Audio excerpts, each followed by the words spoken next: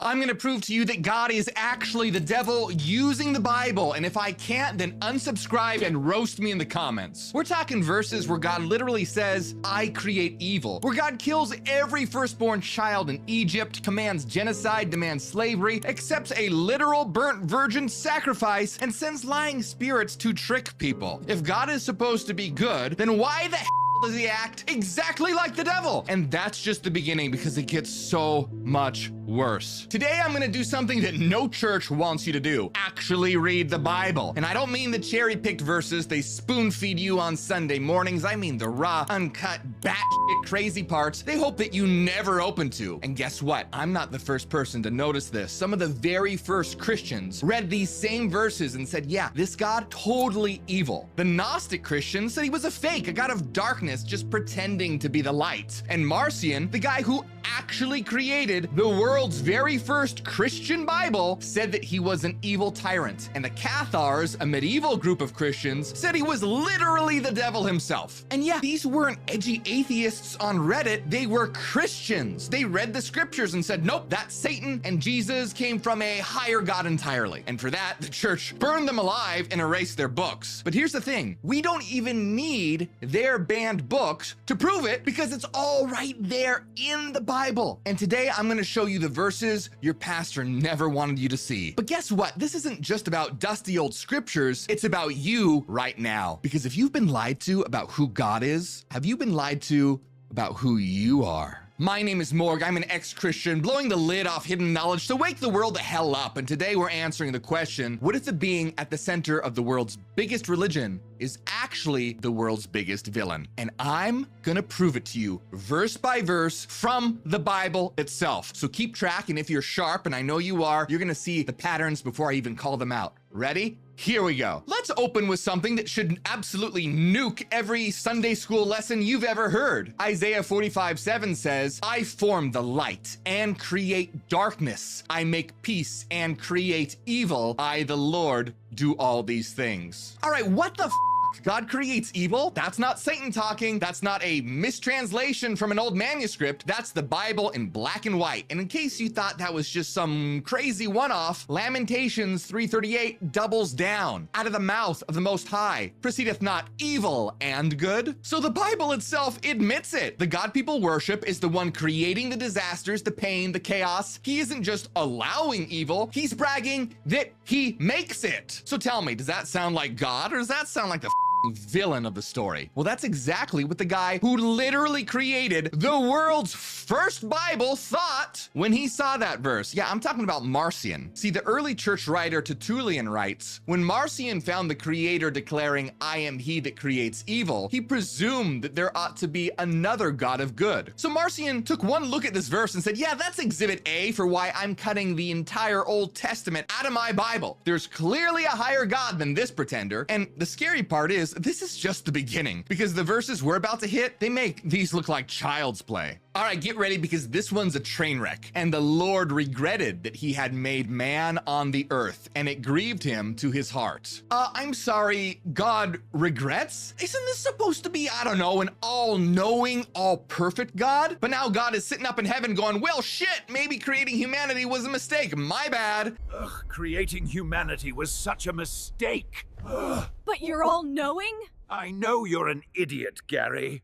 But it doesn't stop there. Samuel 15:11 says, I regret that I have made Saul king because he has turned away from me and has not carried out my instructions. All right, hold the goddamn phone. God is clearly admitting that he f***s up on the regular, and that's pretty damning evidence that this might not be the all-knowing, all-perfect God of everything, don't you think? But if you thought that was bad, now this one is just embarrassing. In the Garden of Eden, after eating from the forbidden fruit, God literally can't find Adam. But the Lord God called to Adam and said to him, where are you? You're telling me this all-knowing God can't even win a game of fucking hide and seek? Imagine the almighty creator of the universe wandering around the garden like, hey, Adam, where'd you go, buddy? Adam? Adam? Ugh, I should have installed Find My iPhone on this guy. You are supposed to be all-knowing, bro. What is this, divine Marco Polo? If you're omniscient, you don't need to ask questions. If you're the Alpha and the Omega, you don't lose track of your own dude behind a bush. And if you're already thinking, this doesn't sound like God, you're already way ahead of most. See, the Gnostics saw these scriptures where God literally admits he makes mistakes and loses people like your grandma loses her car keys. And they said, are you kidding me? There's no way this guy can be God. In fact, one of their books called The Testimony of Truth calls him out on this exact point. It says, God said, Adam, where are you? God does not have foreknowledge? Would he have not known from the beginning? What kind of God is this? In other words, they're saying this God can't even keep track of one guy? Who is this loser? And yet people still bow down and call him perfect. Newsflash, if your God can't keep track of a naked guy in a garden, maybe he's not the Almighty. But here's what's even crazier. They didn't stop there. They said that there was a higher God, one that wasn't jealous or violent, a real God. And Jesus, they said that he came from that God. More on that later, and it changes everything. Okay, so we have this God that can't win a game of hide and seek and literally admits that he makes mistakes. And so what does he do about it? Well, he decides to kill literally everyone, of course, except one guy and his family. Yeah, I'm talking about the flood. The Lord regretted that he had made human beings. So the Lord said, I will wipe from the face of the earth the human race I have created, and with them the animals, the birds, and the creatures that move along the ground, for I regret that I have made them. Remember, this includes totally innocent children and babies. Tell me again why you're worshiping a God who keeps saying, oops, my bad, before murdering everyone on the planet. Yet we teach the story of Noah's Ark to kids as if genocide is some cute little bedtime story. Wake up, people. How up is that? You wonder why we have the problems in the world we have today? The Gnostics looked at this and called it out for what it is, totally evil. In fact, according to a Gnostic text called the Apocalypse of Adam, God decided to kill everyone because people were getting too smart and refusing to worship him. And so why did he save Noah? Because there was a catch. Literal slavery. In the Apocalypse of Adam, Noah straight up tells his sons to serve God in fear and slavery all the days of your life. And don't get me started on just how insane and absurd this story is. I was literally taught that dinosaurs were on the ark. Seriously. But that aside, think about this. 2 of every animal, right? Well, guess what? That includes herbivores and carnivores. So after the waters recede, what exactly did the lions eat? Did the cheetahs just go vegan for a few years? Did Noah pack them all a few years lunch? Yeah, right. Think about it. If there are only 2 gazelles on the ark and 2 lions, the moment they disembark, the lions would wipe out the gazelles. If carnivores ate even one herbivore pair, that species would go extinct instantly. The whole post-flood food chain would have been one big extinction speedrun. What happened to the unicorns?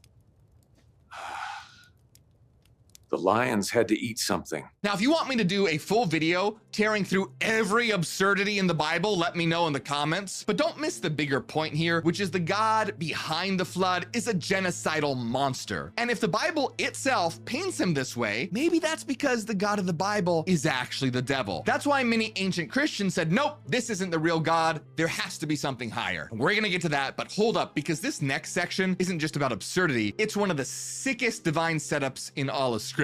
All right, this one is pure nightmare fuel. So in the book of Exodus, the Israelites are slaves in Egypt, and their leader, Moses, keeps going to Pharaoh, the king of Egypt, saying, let my people go. But here's the up twist. The Bible says it wasn't just Pharaoh being stubborn on his own. Over and over again, the text literally says that God is the one messing with him. Exodus 9:12, and the Lord hardened the heart of Pharaoh. Exodus 10:20, but the Lord hardened Pharaoh's heart. Exodus 11:10, and the Lord hardened Pharaoh's heart. Again and again, are you seeing the pattern? God keeps making him stubborn so that Pharaoh won't let Israel go. Why? Who the knows? Apparently, it's so God can unleash more plagues, more suffering, and more death. And then comes the grand finale. At midnight, the Lord killed the firstborn son of every Egyptian family, from the son of the king To the son of every prisoner in jail, he also killed the firstborn male of every animal that belonged to the Egyptians. Seriously, let that sink in. God kills every firstborn child in Egypt. Totally innocent children, even the animals. He literally makes Pharaoh stubborn, then punishes the people for Pharaoh's stubbornness that he caused. This is worse than Emperor Palpatine triggering Order 66. Execute Order 66. If your God has to rig the game so he can get his kicks killing babies, then congratulations, your God is not holy. He's a sadist. And if this makes your stomach turn good, that means you have a conscience, which is more than I can say for the God in this story. Okay, but this one is where the mask completely rips off. 1 Samuel 15:3 says, "Now go, attack the Amalekites and totally destroy all that belongs to them. Do not spare them. Put to death men and women, children and infants, cattle and sheep, camels and donkeys." Wake the up, people. How can anyone look at this and conclude that this is a loving God of any kind? This is pure evil. But it doesn't stop there. Deuteronomy 20:16-17 says, "Do not leave alive anything that breathes. Completely destroy them. The Hittites, the Amorites, the Canaanites, and the Perizzites, the Hivites, and the Jebusites, as the Lord your God has commanded. Nothing that breathes. Wipe them out. All of them."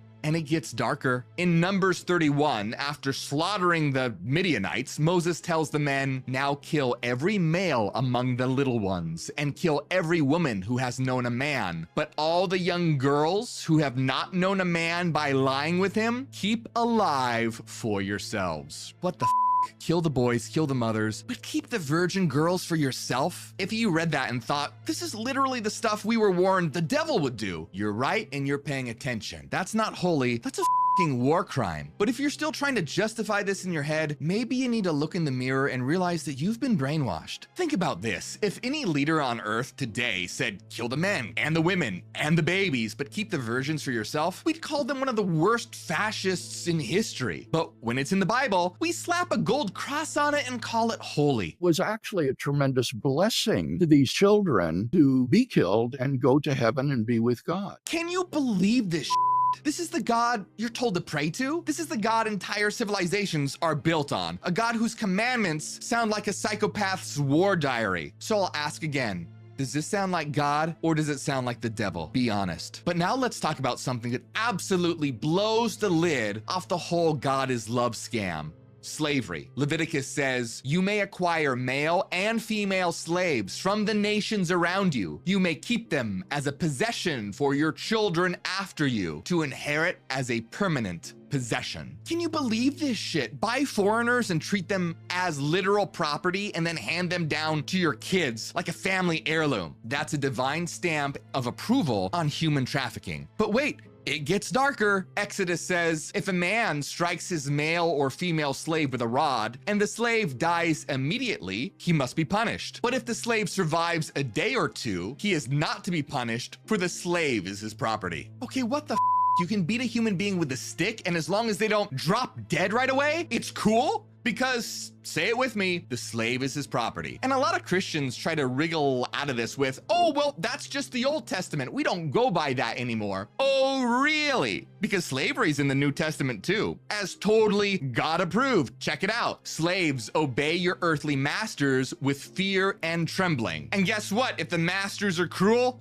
too bad. Slaves, submit to your masters, not only to the good and the gentle, but also to the cruel. And if you think it can't get worse, think again. Slaves, obey your earthly masters in everything. Work at it with all your heart as working for the Lord, not for human masters. It is the Lord Christ you are serving. Yeah, serve your masters as if you were serving God himself. And that's all in the New Testament. And here's the part that should make you really pissed. This wasn't just theory. Some Christians actually used these exact verses to literally justify slavery for centuries. And God says slavery is totally fine. I think our teacher works for the devil. There was even a version of the Bible printed in the 1800s called the Slave Bible, and they used it to control slaves. But get this, they cut out the parts about freedom and kept in all the verses about obeying your masters, because that's the real function of this book. control. Obey your masters, serve authority, never question the system. So yeah, don't give me that God is love bullshit. The Gnostic Christians, they saw right through this. They said that the God of this world actually created human bodies as prisons to trap divine light to be his slaves. In one of their texts on the origin of the world, God says, "We shall make those who are born from the light our servants through all the time of this age." And in their book, The Apocalypse of Adam, Adam says, "God divided us in wrath, and we served him in fear and slavery." Okay, but if you thought that was bad, here's one that should make you spit out your communion wine. Exodus 34:14 says, "For thou shalt worship no other God, for the Lord, whose name is jealous, is a jealous God." Excuse me, what? Jealous is his name? That's literally how he introduces himself. Imagine if I walked up to you and said, "Hi, I'm jealous, nice to meet you." You'd back the away and call me a psycho. But that's the Almighty, the creator of the universe? If you're truly the one and only God, why the hell are you jealous? Who are you competing with? Who are you afraid of? Jealousy only makes sense if there are rivals. And that's exactly what the Gnostics said, that jealousy proves that this isn't the ultimate infinite source of reality. One Gnostic text called The Secret Book of John says, "I am a jealous God and there is no God but me." But by doing this, he admitted to his demons that there is indeed another God. For if there were no other God, whom would he possibly be jealous of? Yeah, and they said his angels were actually demons too. If your God has jealousy issues, maybe he's not the supreme being. Okay, but this one will make your head explode. Exodus 25 says, "I, the Lord your God, am a jealous God, punishing the children for the sins of the parents to the third and fourth generation of those who hate me." Yeah, God says, I'm gonna punish your kids, your grandkids, and your great-grandkids for what you did. What the hell? Imagine if a cop arrests you because your great-great-grandpa stole a donkey. Hi, my name is Jealous, and I punish kids for their parents' sins. Hi, Jealous. What the actual kind of justice is that? But wait, it gets better. Flip a few hundred pages forward, and suddenly God pulls a 180. Ezekiel 18:20 says, "The son will not bear the punishment for the sin of the father, nor will the father bear the punishment for the sin of the son." So which is it? Are you getting whiplash yet? So do kids get punished for their parents' sins, or don't they? You can't have it both ways. It's almost like the Bible was written by a bunch of guys across time who couldn't make up their damn minds rather than a perfect God, doesn't it? Oh no, but that's a radical, crazy idea. The Bible flat out contradicts itself on one of the most basic moral questions imaginable. Should children suffer for the crimes of their parents? And the Gnostics called this out too. Their book, The Testimony of Truth, said, "And he said, I am the jealous God. I will bring the sins of the fathers upon the children until 3 and 4 generations. But these things he has said to those who believe in him and serve him." The Gnostic Christians are saying, not only is this crazy, but this isn't even aimed at people who rejected him. No, the verse says this is to those who believe in him and serve him. And if you think this is bad, buckle up, because the next verses show God is literally sending evil spirits to deceive people. Yeah, God playing the role of the devil himself. Check this out. This is the Bible flat out saying that God is the deceiver. 1 Samuel 16:14 says, "Now the spirit of the Lord had departed from Saul, and an evil spirit from the Lord tormented him." An evil spirit from the Lord. God didn't protect Saul from demons. He sent the demon. And get ready for this shit, because here's where it comes full circle. Remember how God ordered the Amalekites totally wiped out men, women, children, animals, the whole genocide checklist? And remember how God said later he regretted making Saul king? Yeah, apparently the all-knowing makes oopsies. I regret creating humans.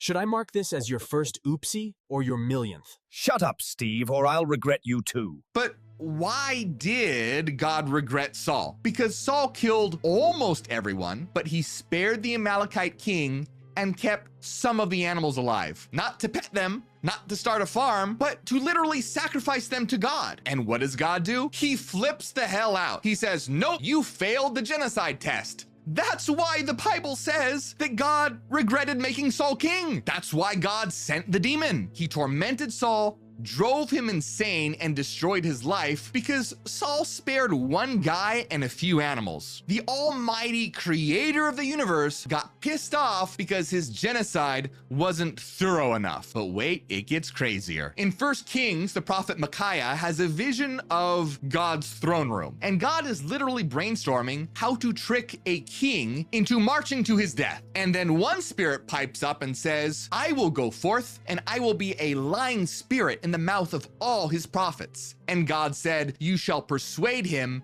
and you shall prevail. Go forth and do so. God literally hires a demon to run propaganda for him. That's some CIA Black Ops psychological warfare shit. So my resume includes gaslighting prophets and inventing catfishing. Perfect. You're hired. And if that's not bad enough, the New Testament doubles down. 2 Thessalonians says, for this reason, God sends them a powerful delusion so that they will believe the lie. Isn't Satan supposed to be the father of lies? But it's not Satan sending the delusion, God does. So let's ask the obvious question. If God is the one sending the evil spirits, deceiving spirits, and strong delusions, then what the hell is the devil even for? Isn't that his job description? If your God brags about sending evil spirits and lying to humanity, then congratulations, you've been worshiping the very deceiver that you were warned about. And if that doesn't make you say, what the actual hell's going on, then nothing will. And I want you to remember that this is more than a channel. What you're watching is a revolution of consciousness, and you are a part of it now. So hit like and subscribe to spread this like fire. And if you want to help out even more, become a member for a ton of free downloads on inner transformation and exclusive videos like this week's video called The One Sin Jesus Says You'll Never Be Forgiven For. And also check out my books. Links are in the description of this video. Okay, so the Bible itself is saying that God is the deceiver, the one sending the lying spirits and delusions. Well, guess what? The Cathars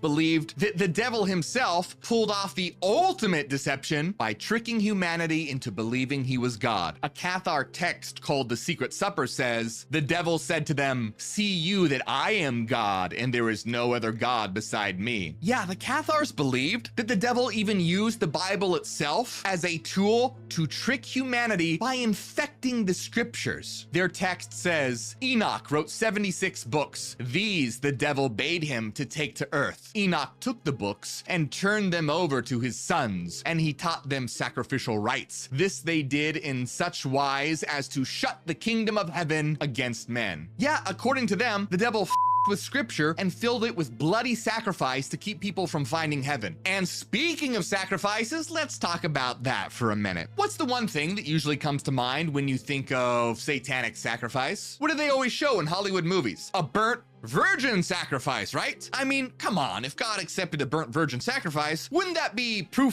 positive that he's the devil? All right, well, get ready. We're talking about Judges 11, the story of Jephthah. Before going into battle, Jephthah makes a bargain with God. If you give the Ammonites into my hands, whatever comes out of the door of my house to meet me when I return in triumph from the Ammonites will be the Lord's, and I will sacrifice it as a burnt offering. And guess what? God gives him the victory. Cool, right? Until Jephthah gets home, and the first one to walk out the door to greet him isn't a goat or a sheep or a servant, it's his daughter, his only child. The text says, when he saw her, he tore his clothes and cried, oh no, my daughter, you have brought me down and I am devastated. I have made a vow to the Lord that I cannot break. Then the hammer drops after giving her 2 months to mourn. The passage ends with, he did to her as he had vowed, and she was a virgin. That's right. Jephthah's daughter is sacrificed, a virgin girl, as a burnt offering to God. What the f?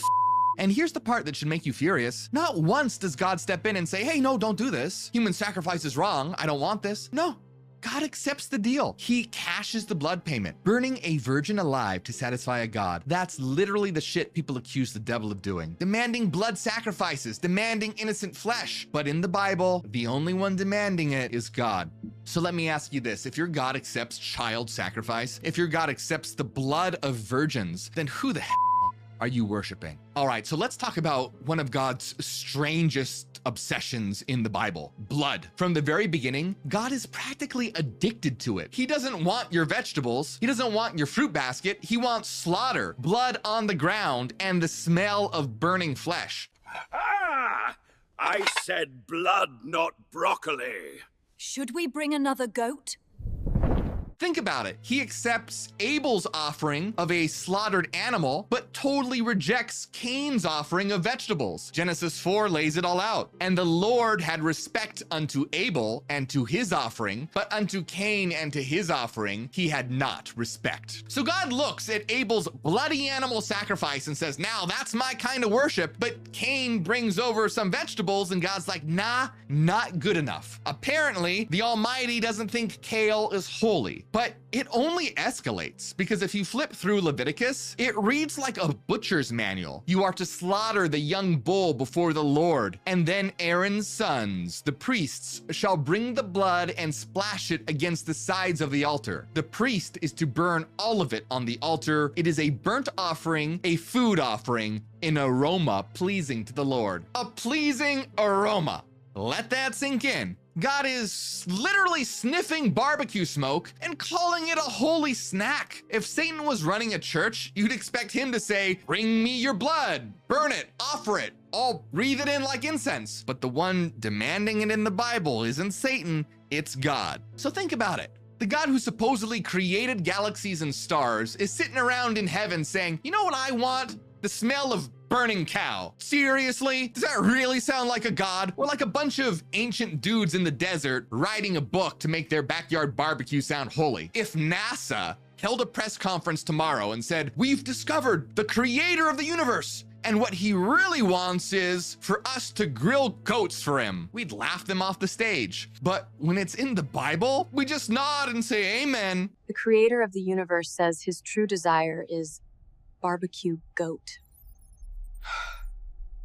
So ask yourself, if your God is addicted to blood, demands death, and calls it a pleasing aroma, then who the hell are you actually worshiping? The early Christians saw this too, and they asked, what kind of God needs this much blood? That's when they started looking for another one, and we're gonna get to that. But if you thought the Bible was at least consistent about who the bad guy is, think again. Check this out. 2 Samuel says, again, the anger of the Lord was kindled against Israel, and he incited David against them, saying, go number Israel and Judah. Okay, so according to this, it's God himself telling David to take a census of the people. God's like, hey, David, go count everyone, and David does it. But then, surprise, God gets pissed at David for doing the very thing he just told him to do, and he punishes Israel for it. Classic toxic relationship move, bro. But here's the plot twist. If you flip to 1 Chronicles, it says, then Satan stood up against Israel and incited David to number Israel. Okay, hold on.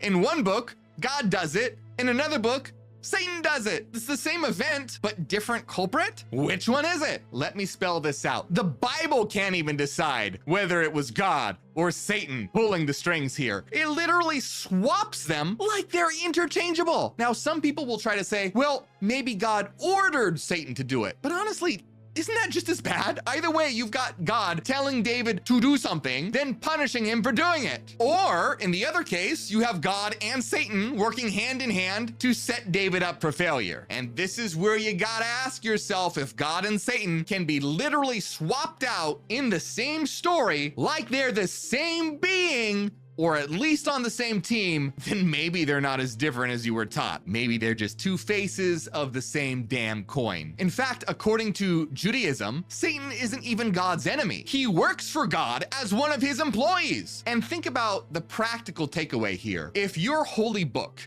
can't tell you whether it was God or the devil who ordered something, then what the are you even worshiping? And if that doesn't shake you awake, I don't know what will. But if you thought that was bad, get ready for some of the Bible's most psychotic punishments. These are the stories that prove God doesn't just act like a dictator, he acts like a deranged psychopath. And if you thought owning people was peak evil, wait till you see what this God does when you touch his furniture. First up, Uzzah. In 2 Samuel, It says, Uzzah reached out and took hold of the ark of God because the oxen stumbled. The Lord's anger burned against Uzzah because of his irreverent act. Therefore, God struck him down and he died there beside the ark of God. Okay, so if you don't know what the Ark of the Covenant is, picture this: a big gold box with angel statues on top. And according to the Bible, that's where the literal Spirit of God would hang out. Yeah. The Almighty, creator of galaxies and black holes, supposedly chose to chill inside a fancy chest. God in a box. What the actual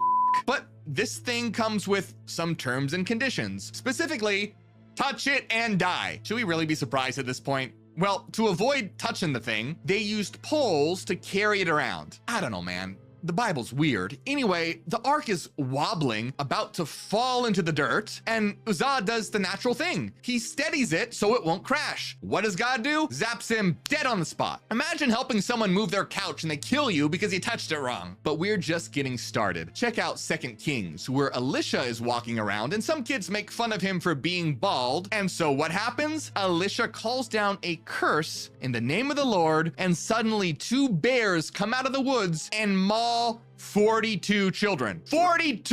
Talk about not being able to handle a joke. Now let's check out Numbers 15:35, where some guy is caught gathering sticks on the Sabbath, the day of rest. You know, probably just trying to cook dinner or keep his family warm. So what does God do? Then the Lord said to Moses, the man must die. The whole assembly must stone him outside the camp. So the assembly took him outside the camp and stoned him to death, as the Lord commanded. Can you imagine? They execute a man for picking up sticks? Imagine living under a boss who literally enforces death because you didn't rest the right way on your day off. Drop the wood! Go! It's literally just firewood. Tell it to the rocks, sinner. And if that wasn't horrifying enough, flip to Psalms 137, verse 9. The Psalms writer is crying for revenge against Israel's enemies and says, happy is the one who seizes your infants and dashes them against the rocks. Just stop and let that sink in. Try to come up with something more horrible than that. Seriously, isn't this the epitome of evil? Now, God didn't say this directly, it was the Psalms writer, but remember, this is supposed to be the perfect word of God. I was taught the Bible is so perfect, God could be considered the author of every book, that he just used humans like some kind of cosmic pencil. And here the Bible says, you're blessed, happy if you smash babies against stones. And this is not hiding in some fringe book or a satanic cult manual. It's in the Bible. The book people call holy, the book people read to their kids at bedtime. If Satan himself wrote a verse, how the hell could he top that? You're starting to see why the Cathars believe the devil wrote most of the Bible, but it's about to get way worse. Remember that story I told you in 2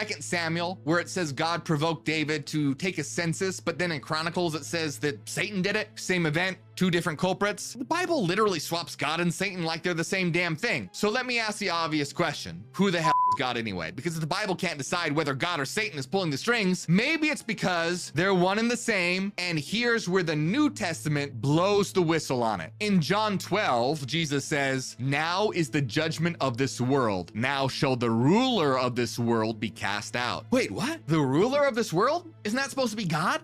What's Jesus talking about? Was he turning water into wine and tossing them back between sermons? Remember, the Gnostics, Cathars, and Marcions were all Christians that believed that the ruler of this world is evil and that Jesus came from a completely different God, a higher God of light that ruled the spiritual world. So they would all say that Jesus is calling out the fake God who's the ruler of this world. 2 Corinthians says, the God of this world, Satan, has blinded the minds of the unbelieving to prevent them from seeing the illuminating light of the gospel of the glory of Christ, who is the image of God. Who's the God of this world? Not the Father of Christ. Paul says it flat out. It's a false god blinding the world. And don't forget, in Luke, the devil takes Jesus up to a high place and shows him all the kingdoms of the world. The devil led him up to a high place and showed him in an instant all the kingdoms of the world. And he said to him, I will give you all their authority and splendor. It has been given to me, and I can give it to anyone I want. If you worship me,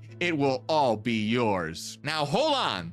The devil says all the kingdoms of the world are his, and Jesus doesn't argue. He doesn't say, that's a lie, Satan. God runs the world. No, he just rejects the offer, which means even Jesus is admitting it. Yeah, the devil really does rule the world. The Cathars, who said that the god of the material world was actually Satan, had a special name for him. Do you know what they called him? Rex Mundi, which literally means king of the world. So let's connect the dots here. The Old Testament shows God acting like Satan, and then the New Testament straight up admits it. The ruler of this world, the god of this world, the one running the kingdoms of earth is Satan. And yet billions of people bow their heads every Sunday and pray to the god of this world. Do you see how insane this is? But let's drop the hammer with the words of Jesus himself. In John, Jesus is talking to the Pharisees, who are the religious leaders of the day. These guys are the #1 Yahweh fan club, the hardcore worshipers of the Old Testament God. And Jesus says to them, you are of your father, the devil, and your will is to do your father's desires. He was a murderer from the beginning, for he is a liar and the father of lies. Let that sink in. Jesus didn't say, oh, you Pharisees are a little misguided. No, he said your daddy is the devil. So if the Pharisees, the ultimate Yahweh worshipers, are children of the devil, then Jesus is basically saying, Yahweh isn't my father. Yahweh's the father of lies. Now, do you see why the Gnostics went nuclear with this? They said, exactly. Jesus came from another God entirely, a higher God beyond the ruler of this world. In their books, Jesus is not the obedient son of Yahweh. He's the messenger of the true light and is exposing Yahweh as an imposter. In the Gnostic book, The Gospel of Judas, Jesus lays it all out crystal clear. So early in the gospel, the disciples are doing some heartfelt prayer, trying to look holy, and Jesus laughs in their face. And the disciples are like, Jesus, what the f-? And Jesus goes, I'm not laughing at you. You're not doing this because you want to, but because through this, your God will be praised. Yeah, the disciples think they're worshiping the God of Jesus, and Jesus is like, nah, not even close. Naturally, the disciples freak out and say, Master, you're the son of our God. And Jesus goes full savage mode by saying, how do you know me? Truly, I say to you, no generation of the people among you will know me. Yeah, basically, you guys don't even know who you're worshiping or who I am. Later, the disciples describe a vision they have of a temple with priests and sacrifices and a crowd. And Jesus interprets the vision for them, and it's savage. He tells them, you are the ones receiving the offerings on the altar you've seen. That's the God you serve. And the animals you saw brought in to be sacrificed are the crowd you lead astray before that altar. Your minister will stand up and use my name like that, and the generations of the pious will be loyal to him. So Jesus, according to the Gnostic Gospel of Judas, said that Christianity would be hijacked in his name to get people to serve the wrong God.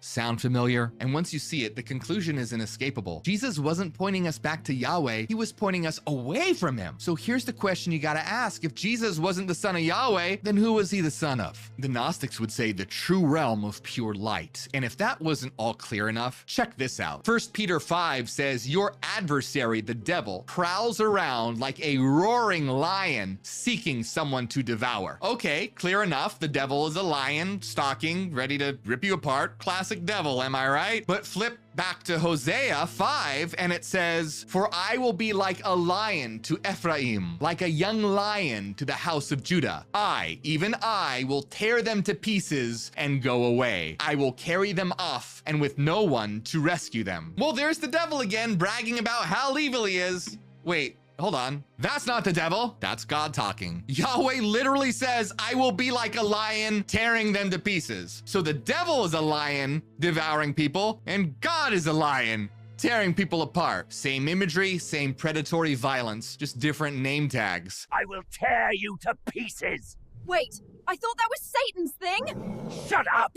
I was lion first. And guess how the Gnostics described what the false god of this world looked like? Check this out from their book, The Secret Book of John. It says that he had the form of a dragon with a lion's head and eyes flashing lightning bolts. So let me ask you, if in the Bible, God and the devil are both lions devouring, then who the hell are we supposed to trust? And just to make it even more confusing, in the book of Revelation, it throws this in. Behold, the Lion of the tribe of Judah, the root of David has triumphed. So in Revelation, they're talking about Jesus. So think about this. Satan's a lion, Yahweh calls himself a lion, and now Jesus is a lion too? How many damn lions are we supposed to keep track of here? But here's the thing. Revelation is a book that's not like the Gospels. It was written later, and it's violent as hell, soaked in blood and war imagery. And Marcion, he straight up rejected it because he knew that it was a departure from what Jesus actually taught. And the Cathars went even further. They said the Bible itself was tainted by the devil, not just the Old Testament, but even parts of the New Testament, including verses about Jesus. They said that they were corrupted. So when Revelation starts turning Jesus into another roaring predator drenched in blood, many of the so-called heretics didn't see that as divine truth. They saw it as more propaganda from the false god, sneaking his stamp of violence even onto Christ to twist the message. Now, if you thought the other verses were bad, this one is the final nail in the coffin because it's where God and Satan don't just blur together. They sit down in the same heavenly courtroom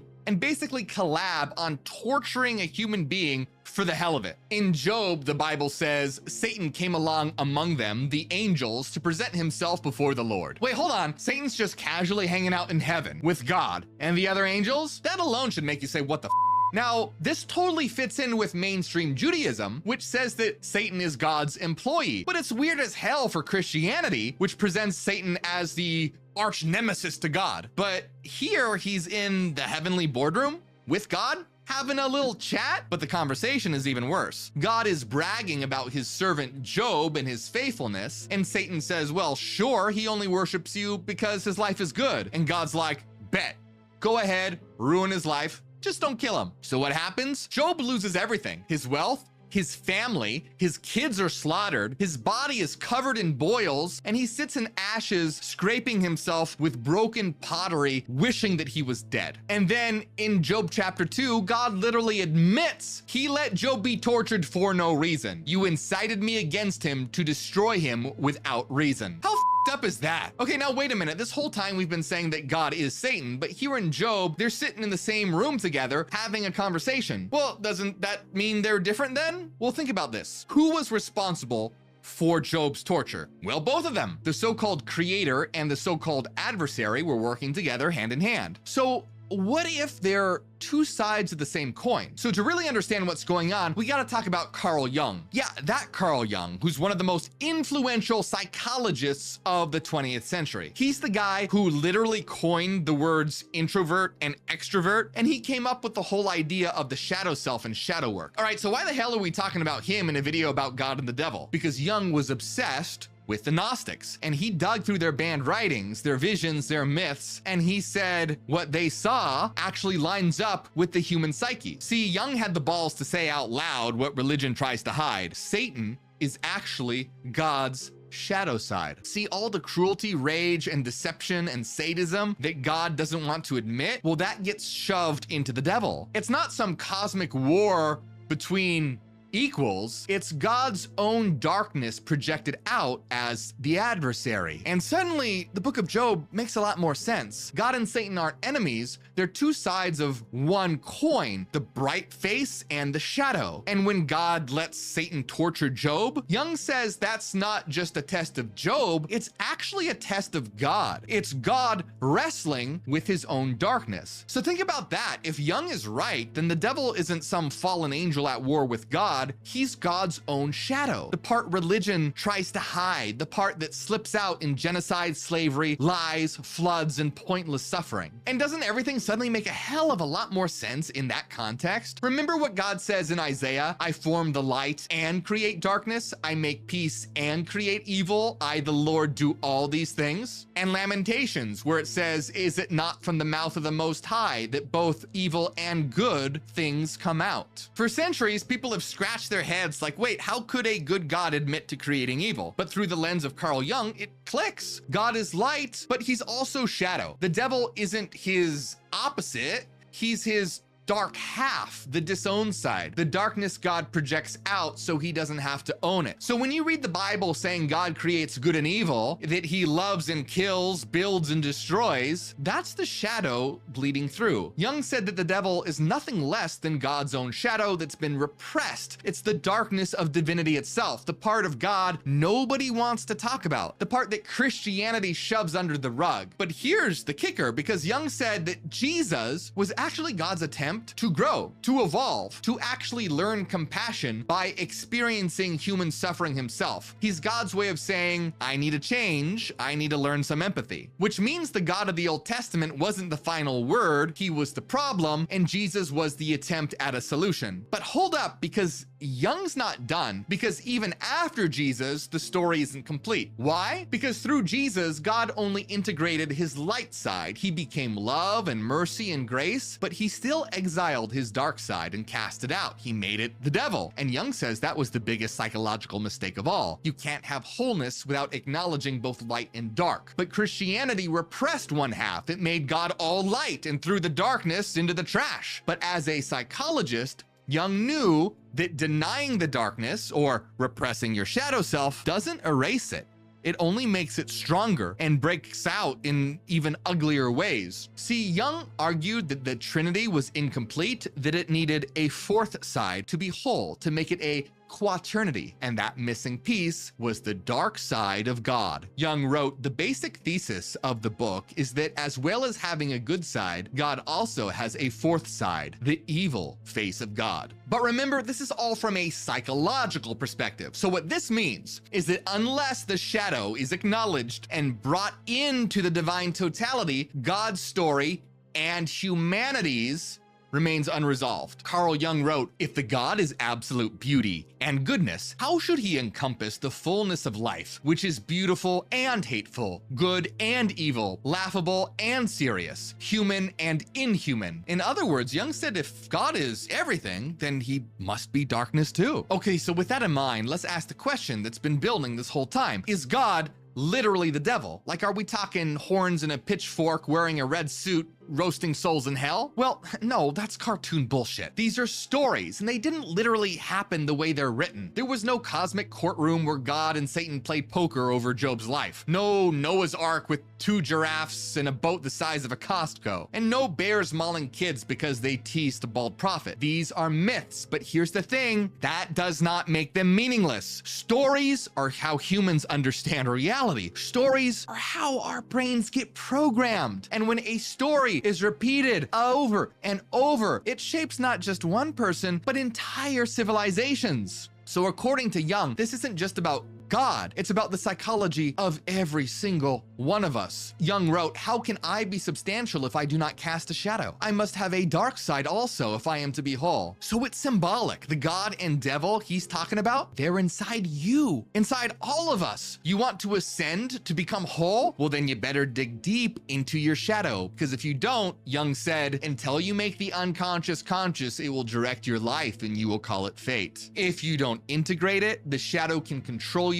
and cause havoc on your life, just like God falling for Satan's bet and basically torturing Job. In other words, if you ignore the devil inside, he's still pulling the strings. You pretend you're only light, only good, and only holy, love and light, and that's it. That's when the darkness owns you. If you want to be whole, then you have to face your devil. And once you look it in the eye and stop pretending it's not there, you start to become your whole self. So when the Bible tells you about a jealous God who floods the earth, orders genocides, demands blood sacrifices, and sends lying spirits, that's not historical fact, but it absolutely reveals something very real. It reveals the darkness in our own psychology, that voice in the human mind that wants control and feeds on fear, that manipulates and enslaves. You could call it Satan, you could even call it Sauron or Darth Vader, because it's the same archetype, the same shadow. These characters just stand in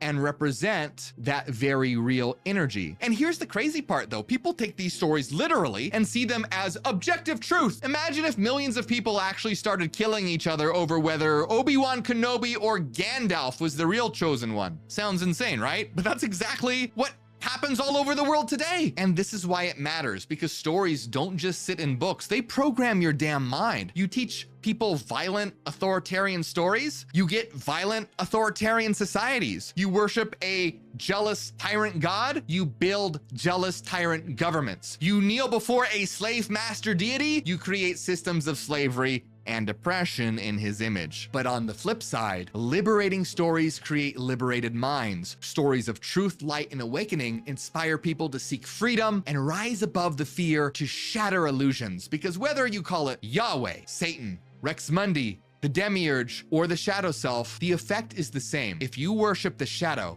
rules your world. But the Cathars, the Gnostics, and Marcion, they didn't just stop at saying Yahweh was a tyrant and the devil in disguise. They said there was a higher God, the true God, the God of light, of mind, of pure being. Not some insecure bully demanding blood sacrifices and obedience, but the actual source of all reality. In the Secret Book of John, the Gnostics write that it is not right to think of it as God or as like God. It is more than just God. Nothing is above it. Nothing rules it. The Gnostics said, that's where you come from. Not this broken world, not this prison of flesh, but from the realm of light itself. And you don't just come from that source, you are that source. You are literally a spark of the true God, and that's burning inside you. They called it the divine spark. And Marcion said Jesus came to reveal that the higher Father, not Yahweh the tyrant, but the unknowable God, was one of infinite light. And the Cathars took it even further. They said salvation is about rejecting the false God and rejecting the prison of this world and returning to the source of light that we were born from. And here's where Carl Jung connects all the dots together. Jung looked at this and said, that higher God the Gnostics were talking about, psychologically, that's your higher self. It's the archetype of wholeness, the center and totality of your psyche that's beyond the ego, the fear, and all the bullshit you've been programmed with. For Jung, finding God wasn't about kneeling to some external tyrant. It was about waking up to the God inside you, that higher self, that inner light. So is God the devil? Look at the verses, look at the receipts. He creates evil, he kills kids, he demands genocide, slavery, blood. You'd have to be brainwashed not to see that God has a dark side. And you know what's just as crazy? Pretending we don't have a dark side too. Every one of us has an inner devil, a shadow, and ignoring it doesn't make it go away. It just makes it run your life from the shadows, from the background. But if you can see this clearly, then you're not brainwashed. You're here, you're seeing it, and you're not a follower. You're a spark waking the hell up. And remember, facing your shadow doesn't mean worshiping your darkness or letting it control you. It means confronting it and dragging it into the light and figuring out how to deal with it. Integration means this: stop lying to yourself, face it, own it, and work with it. That's how you get free. The Gnostics said that you're a spark of the higher God of light. Jung said that spark is your higher self, but you can't get there until you drag your devil into the light and look it in the face. So here's the real takeaway. Admit it. Admit there's dark shit in the Bible, and admit there's dark shit in you. And once you stop lying to yourself, once you face it, that's when you can start dealing with it. That's when you can finally begin to heal yourself and heal a world that's being torn apart by religion and by our own up psychology. Because the truth isn't about pretending we're pure light. The truth is about owning your shadow and choosing something better. So wake the hell up. But there's so much more to this story. I have